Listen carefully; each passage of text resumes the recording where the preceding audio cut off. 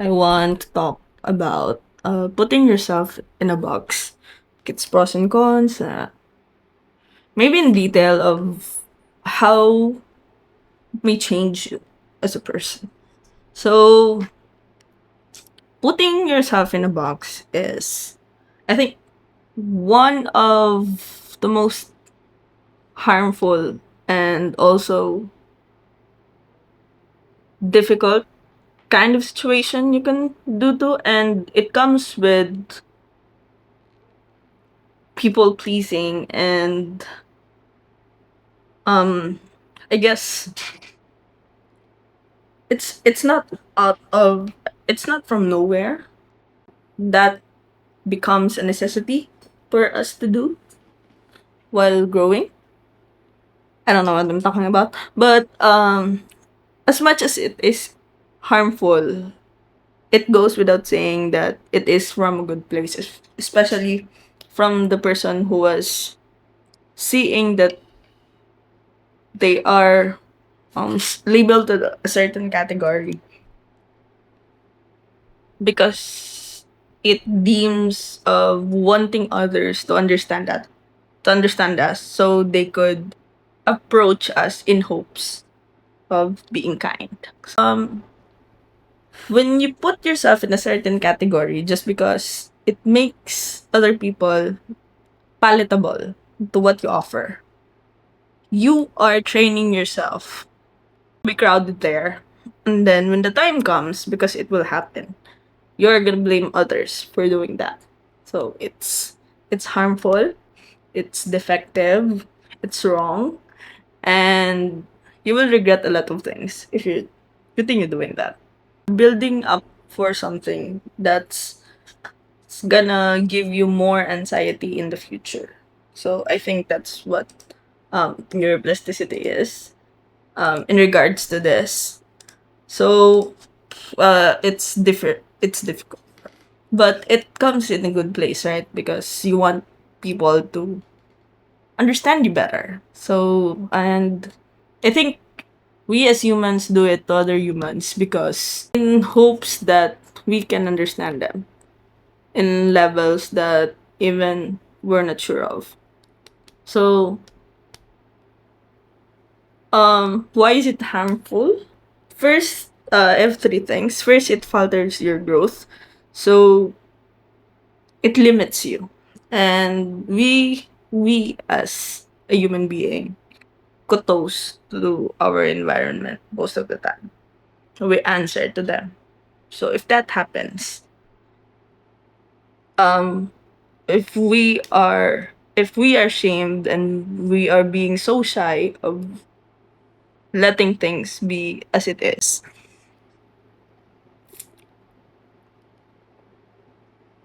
we are limiting ourselves and we are hurting. Maybe not right now because we are still feeling all those things, but eventually it will happen. And the second one is the noises that we have in our heads. Itong mga istorya na madungog na to, they will not be they will not be silenced. They will not be shut up, you know. No, that they will not be shut up. They will not be silenced. They will continue to get louder and louder. And maybe in the future we will reach our breaking point and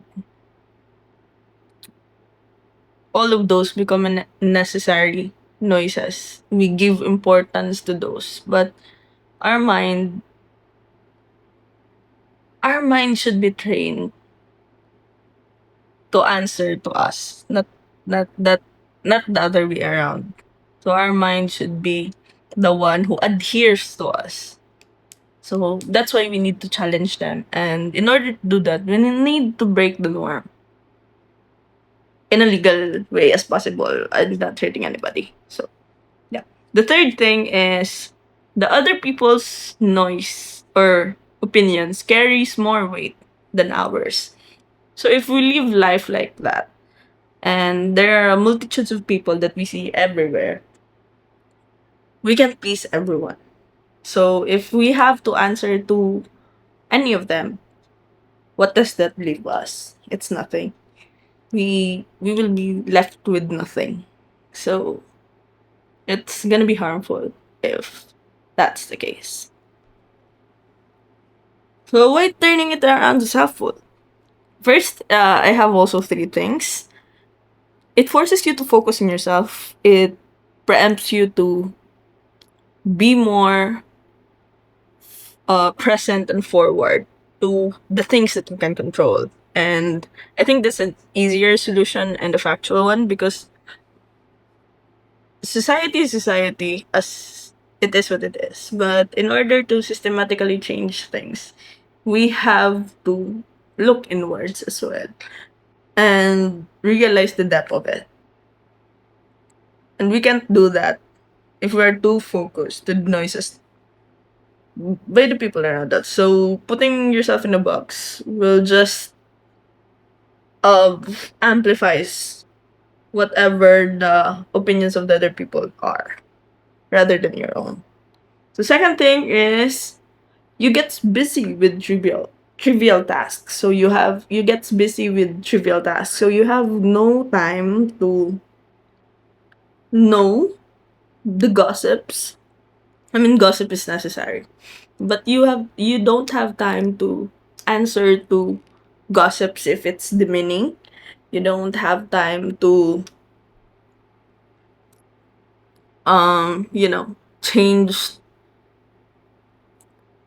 You don't have time to criticize other people. If you get criticized time and time again, and you don't have that energy anywhere else to go, you project that to other people as well. So when you don't get busy in improving yourself or staying or living as you are, you can't find the faults in you that makes your life harder. Other than you don't declutter. No, you don't declutter stuff, and that adds more baggage to what you're um what you're carrying, and that holds weight and slows you down. So get busy so that you can declutter and arrange organize stuff, put it in the trash, and you have a lighter and freer way to live. So the third one is it increases your intuition and your trust in yourself. So by turning it around or by going outside of the box and looking for ways to better yourself, you put trust in yourself that whatever happens, you can you can stand up again and make things as it is. I think that's the best thing because there's a lot of situations in my life that a 12-year-old me would gag about how things that I handle an 18-year-old or a 26-year-old me. And that that needs work, that decision. Sure, they're not always the wrong ones nor the right ones, but that decisions takes years of trusting yourself that if you fail on one thing, it's okay because you can stand up. And if you just decide to do it again, you can do it better. So if not, if the result is still the same and you feel that it's not for you, then you can trust yourself also to walk away from it and find another decision. Like cutting ties with anything or anyone that slows me down or do not inspires me to grow accordingly as I want, as who I'm who I'm planning to. If my morals are not aligned with their morals, I have no qualms walking away from them. Because I know that I trust myself enough that I can find if if I do things my way and I don't hurt anybody, make anybody I don't I don't shame anybody for it, but that's I believe that's self care, and I believe I can do it.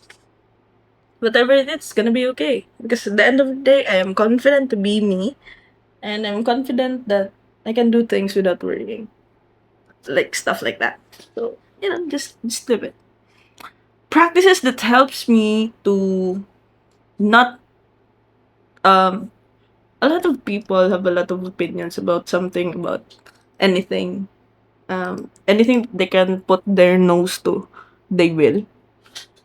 So I have a lot of noises around me that, in order to shut them down, I realized that I can't really, and it's it's gotten me years to be this type of way, because since I was young, I was labeled as a certain thing, which I know fully am that I wasn't. And you know, it's hard because when you hear a lot of things and you're gonna be forced to rethink of who you are, and just watching your every move. So it's not a happy place to be. So it was just recently that I realized na I don't care what anyone thinks. I don't care what anybody think what is right. I don't think that I needed to answer to them, to anyone. If I'm not happy with it, I'm not happy with it. So these are the 5 practices that I have.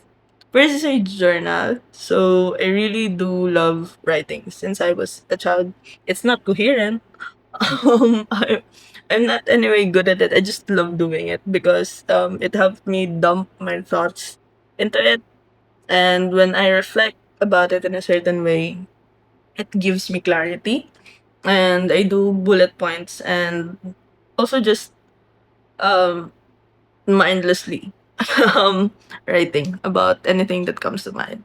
And I also do this video journaling as well, or diary.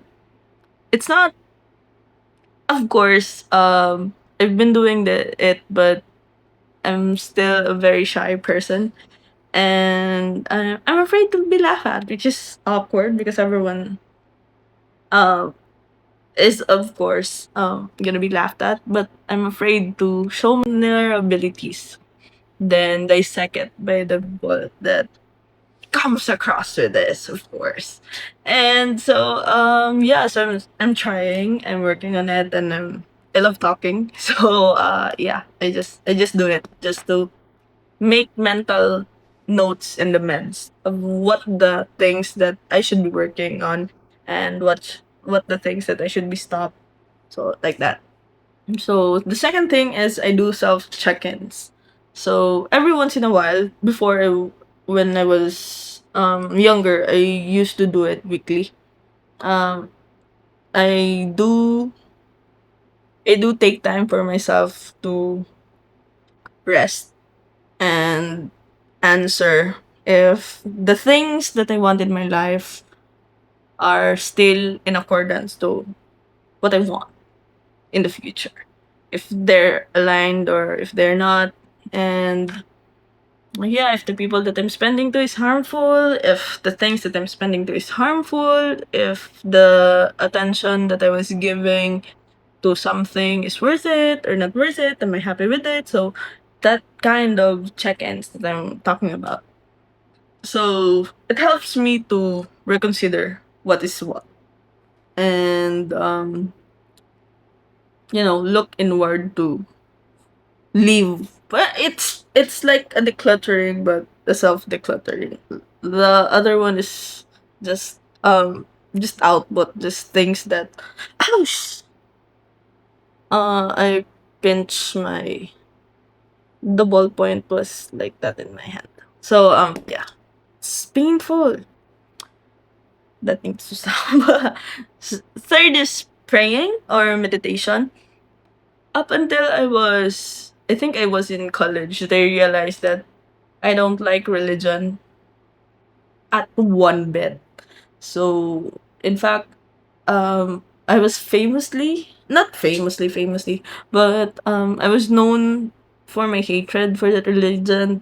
That every time that I speak about God and its existence, my friends would laugh because they know that I'm not serious.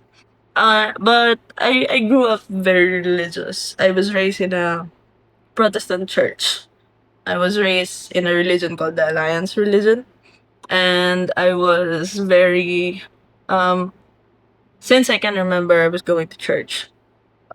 So a lot of things have happened, but um I may dwaddle with spiritual beliefs or anything, but I know that I will always be a believer because everything that I've asked is coming into my life in ways that I can't fathom, and I feel the presence of there's one there's one like an absolute. I don't know if a person. I don't know if it's inanimated. I don't even know, but if it's real. But there's one divinity that I'm very thankful for, like the life that I was awarded to, how hurtful it is, but how rewarding it is at the same time. And the things that the great coincidence of the people that I'm around to. I'm so thankful of that. The things I've saw, things I've things that I've really experienced are just amazing. And of course I have to credit that to uh it I don't believe in coincidence, but I answered to alignments. So I think it was for a purpose, and I do like finding it. If it's not, then it's not. The thing that I don't believe is in a heaven or hell, the life after death, because it's comforting to know that there's life after death. But I believe this one, which is what we are living right now, is a gift itself.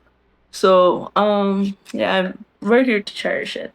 So I've always prayed for the things that hurts me, for the things that makes me happy, for the things that gives me strength to pursue things, and I always meditate because I'm receiving like the energy and exploiting the energy. So meditation is a great way to do that. And it calms my nervous system.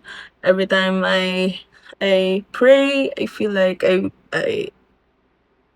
someone is looking out for me, and that lets me at the same time protects me. So mm, love that. So that's what I'm doing. The fourth thing is helping people. Um, since I was young, I was raised in an environment where with giving a hand to others is a must, regardless of how um how difficult your life is. I mean, it's my mother taught me that it is our moral obligation to other human beings. First, we need to help ourselves. Then, second is we need to extend that and share to others because abundance will come into our lives without answered. But that's just not as demanding as it is. So, uh, yeah. In other terms, I extend the hand. Whenever I see things, particularly in social media, I don't even know, but in things that I could do, I can donate, I do, and being kind to people. Whenever there's someone who needs my assistance that I can 100% help them, I do. But of course, not away from my own needs. I need to answer my own needs first before I need to answer other people's needs. In the second part, we'll add in the second number with the practices, the self check-ins. I always make it to a point where my needs are answered. Whatever that I want, I'll get it before helping others. Um, it's always like if I can give that amount of money, would I be able to double it and give it to myself first. So if the answer is no, then that means I'm not capable. But the answer is if it's heavy and if it's hurting and if doesn't give me joy, I don't extend.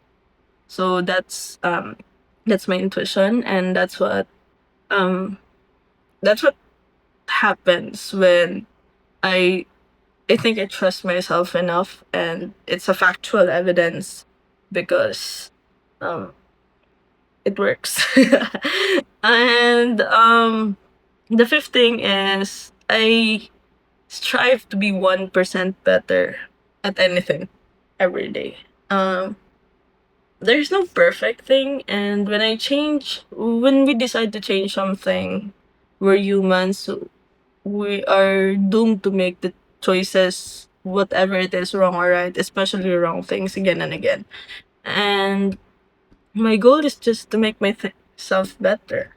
And I know that um, I can be an awful human being, so I'll try to be just a little bit nicer. Not 160 because I also give like not 180-degree change, but just like a minuscule part because I don't want myself to be overwhelmed.